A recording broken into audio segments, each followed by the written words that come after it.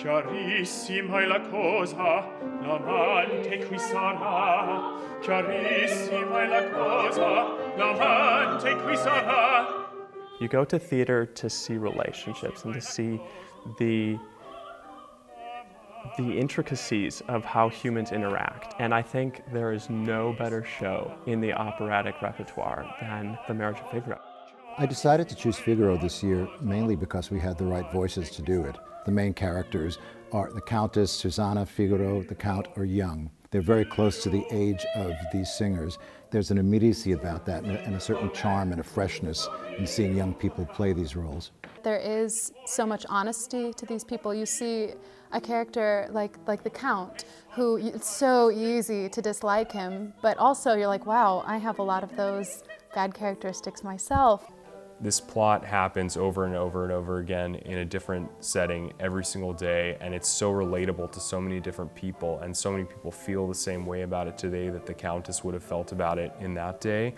There's a tremendous humanity to it, and to the characters and the situations the characters are in. The contrast between the wealthy and the not so wealthy, the masters and the servants. There's great humor in it. There are farcical elements. It's kind of like a sitcom, but with depth to it.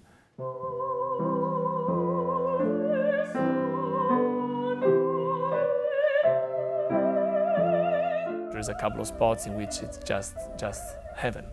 Music has this power of carrying you in some other universe, in some other life. I mean, because when you're watching the opera, you're living their lives. It hadn't been done here ever in Italian, and I felt that it would be good to do a classic piece like this in the original language. The stress of the language and the sentences go with the music. So a lot of times, when we've worked in coachings, we've been reminded to just go with the language, and so the music helps that. To me, the singer's job is the most difficult job on earth, because imagine that you are singing in a different language while you're acting with heavy costumes and with light and with makeup and everything else.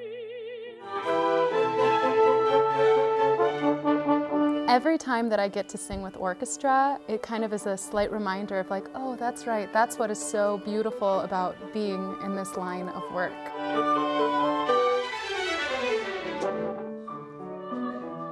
If you haven't seen an opera, you should make this your first opera because it's masterpiece theater.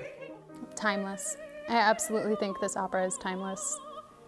I mean, every time that I have to conduct Figaro, I go from joy to tears to giggling.